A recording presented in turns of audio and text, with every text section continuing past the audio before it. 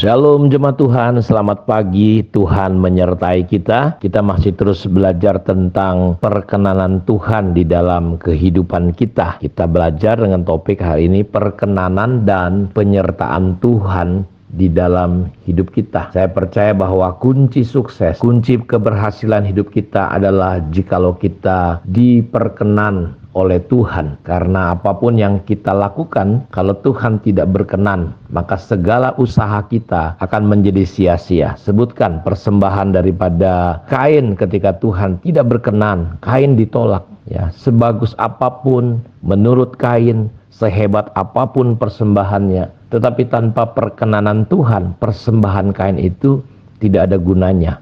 Kita lihat Saul, dia coba memberikan hewan-hewan korban ternak yang terbaik, tapi ketika Tuhan tidak berkenan, dia ditolak. Kerajaannya disingkirkan, posisinya akhirnya digantikan oleh Daud. Sepanjang sejarah Alkitab kita lihat hal-hal seperti ini terjadi. Semua usaha yang dilakukan yang terbaik untuk Tuhan, tapi kalau Tuhan tidak berkenan, maka semuanya menjadi sia-sia dan tidak ada artinya. Karena itu tidak salah bahwa di tengah-tengah kekacauan, di tengah-tengah kebingungan, di tengah-tengah ketidakjelasan situasi yang sedang terjadi di dunia ini, di tengah-tengah ketakutan dengan perang dunia ketiga, karena memang saudaramu percaya atau tidak, saudara mau bertobat atau tidak, saudara mau ikut Tuhan atau tidak, saudara mau sungguh-sungguh atau tidak, firman Tuhan cepat atau lambat akan digenapi, bahwa meterai itu pasti akan dibuka. 1, 2, 3, 4, 5, 6, 7. Ketika meterai ke-7 dibuka, ada 7 sangkakala yang akan ditiup. Sangkakala pertama, kedua, ketiga, keempat, kelima, keenam, ke-7. Dan sangkakala ke-7, Bapak Ibu tahu, ada 7 bokor murka Allah. Maka malaikat akan menuangkan bokor yang pertama, bokor yang kelima, keenam, ke-7. Kita akan melihat cawan murka Allah itu melanda seluruh dunia. Gempa bumi yang terjadi, hal-hal yang menakutkan, mengerikan. Karena itu kita perlu menyiapkan diri kita di tengah-tengah situasi yang tidak jelas ini. Kita perlu fokus bukan kepada masalah, persoalan. Kita tidak fokus kepada kesalahan-kesalahan orang. Banyak orang hari ini begitu fokus kepada persoalan, begitu fokus kepada masalah, begitu fokus kepada kesalahan-kesalahan manusia. Kita perlu fokus hidup di dalam perkenanan Allah. Jadi jangan fokus ya kepada hal-hal yang lain di tengah-tengah situasi di mana Tuhan akan segera datang. Tapi kita perlu membangun dan kita perlu fokus dengan kehidupan yang berkenan kepada Allah. Jangan biarkan situasi, jangan biarkan keadaan dan kondisi menyeret kita keluar dari hidup yang berkenan kepada Allah. Kita sudah belajar bahwa berkenan kepada Allah itu artinya Allah setuju dengan kita, Allah mendukung kita, Allah mensupport kita, Allah sepakat dengan kita. Karena itu apa yang dimaksud dengan perkenanan Tuhan?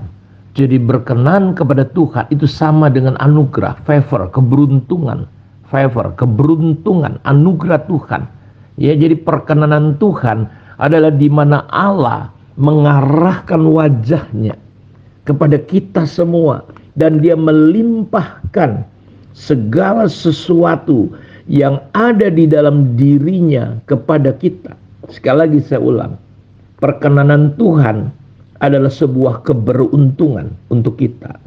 Perkenanan Tuhan adalah bicara tentang penyertaan Tuhan di dalam kehidupan kita, di mana Tuhan sendiri mengarahkan keberadaannya, wajahnya, pandangannya, matanya, telinganya kepada kita, dan dia melimpahkan segala sesuatu yang ada di dalam diri kita, Bapak Ibu.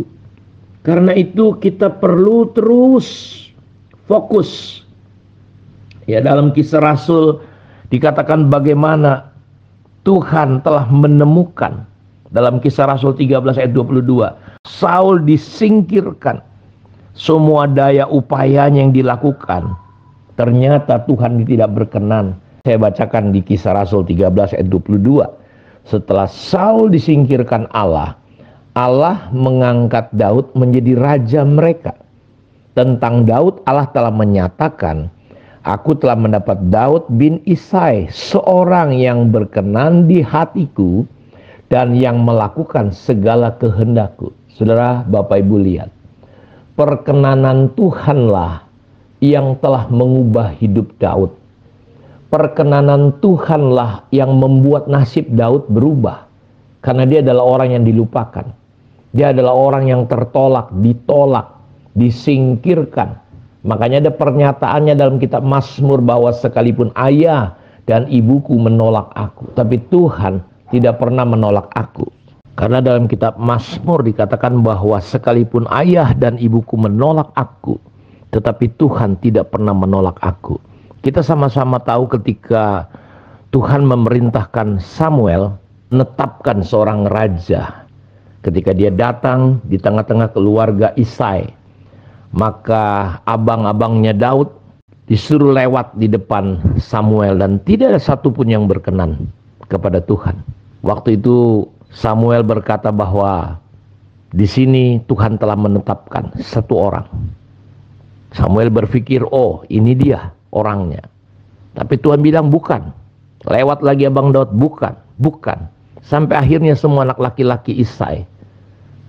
Tidak ada lagi yang bisa di situ karena di rumah itu sudah semua dipanggil. Tapi tiba-tiba Isai teringat, ada satu lagi putraku. Dia ada di padang gurun sedang menggembalakan domba.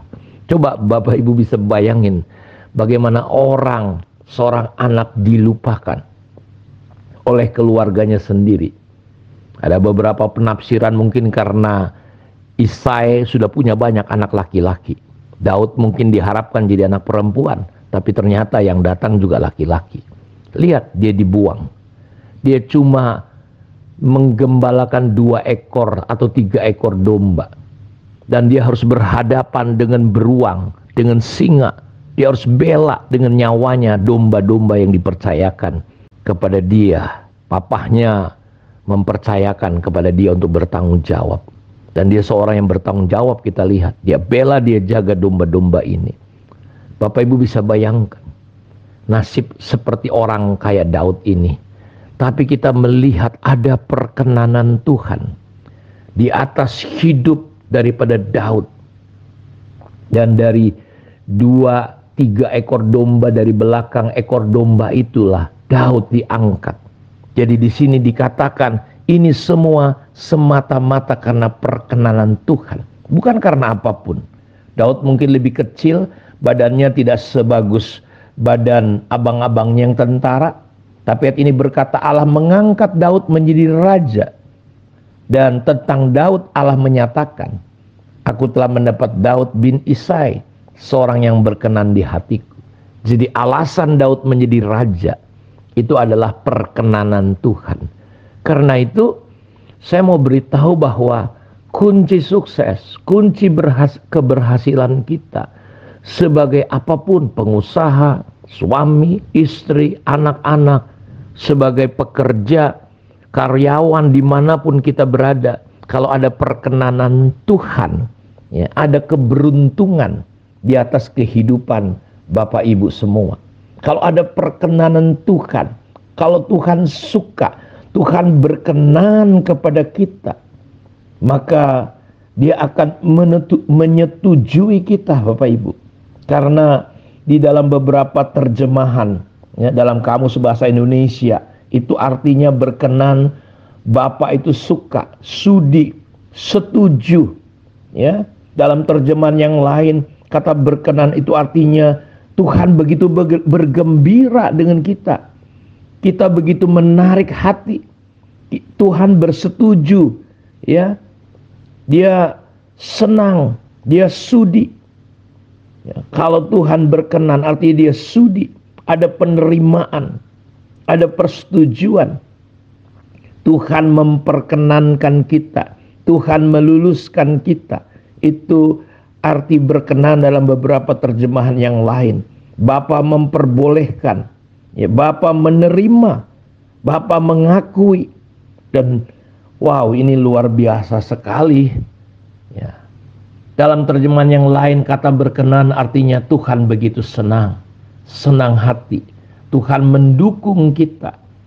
Dan tahukah Bapak Ibu bahwa di dalam kitab, ya, kitab Bilangan, salah satu hal yang Tuhan katakan kepada Musa untuk itu dilakukan kepada orang Israel dalam Bilangan 6 ayat 22-27. Ucapan berkat yang diperintahkan Tuhan kepada Musa untuk disampaikan kepada umatnya. Saya bacakan dalam Bilangan 6 ayat 22-27. Tuhan berfirman kepada Musa, berbicaralah kepada Harun dan anak-anaknya. Beginilah harus kamu memberkati orang Israel. Katakanlah kepada mereka, Tuhan memberkati engkau dan melindungi engkau. Tuhan menyinari engkau dengan wajahnya dan memberi engkau kasih karunia. Tuhan menghadapkan wajahnya kepadamu dan memberi engkau damai sejahtera. Demikianlah harus mereka meletakkan namaku atas orang Israel, maka aku akan memberkati mereka. Karena itu, seperti yang saya katakan di awal, perkenanan Tuhan adalah keberuntungan, adalah penyertaan Tuhan secara utuh untuk kehidupan kita. Dan ini yang kita butuhkan hari-hari ini di akhir zaman. Tuhan, perkenanan Tuhan adalah di mana Allah mengarahkan wajahnya kepada kita dan melimpahkan segala sesuatu yang ada dalam dirinya kepada kita. Seperti berkat yang diperintahkan oleh Tuhan kepada Musa supaya Harun memberkati orang Israel. Ya, Tuhan menghadapkan wajahnya kepada umatnya. Tuhan memberkati, melindungi. Saya nggak bisa bayangkan kalau kitab Bilangan pasal 6 ayat 22-27 ini terjadi dalam hidup kita, rumah tangga kita, bisnis usaha kita, bahkan di tengah kesulitan sekalipun. Kalau Tuhan menyertai kita, kita lihat ketika Elia di tepi sungai Kerit, ya, dalam situasi kelaparan 3,5 tahun, ada perkenanan Tuhan atas hidupnya. Burung gagak sekalipun yang hobinya makan daging, dia rela bawa itu kepada hambanya. Saya berdoa biar hari-hari ke depan kita terus membangun dan fokus hidup dalam perkenanan dan penyertaan Tuhan di dalam hidup kita. Tuhan memberkati kita. Mari kita berdoa. Bapa, terima kasih. Diberkatilah anak-anakmu dimanapun mereka berada. Hari-hari ini Tuhan ajar kami untuk fokus hati kami menjadi hati yang selalu berkenan kepadamu seperti Daud. Hati kami tidak penuh dengan hal-hal yang justru kami ditolak oleh Tuhan. Tuhan ajar kami, bimbing kami. Pimpin dan berkati hidup umat-Mu. Kalau ada yang sakit hari ini Tuhan sembuhkan. Berbagai kelemahan tubuh dilenyapkan oleh Tuhan sendiri. Biarlah perkenanan Tuhan turun atas hidup kami. Menaungi kami, menjagai kami, melingkupi kami semua. Sehingga usaha pekerjaan umat-Mu dimanapun mereka berada, ada kekuatan, ada keberhasilan. Karena Tuhan yang membuat semuanya. Terpujilah Engkau Bapa. Di dalam nama Tuhan Yesus kami berdoa, kami bersyukur kepadamu. Amin. Tuhan memberkati kita semua. Shalom.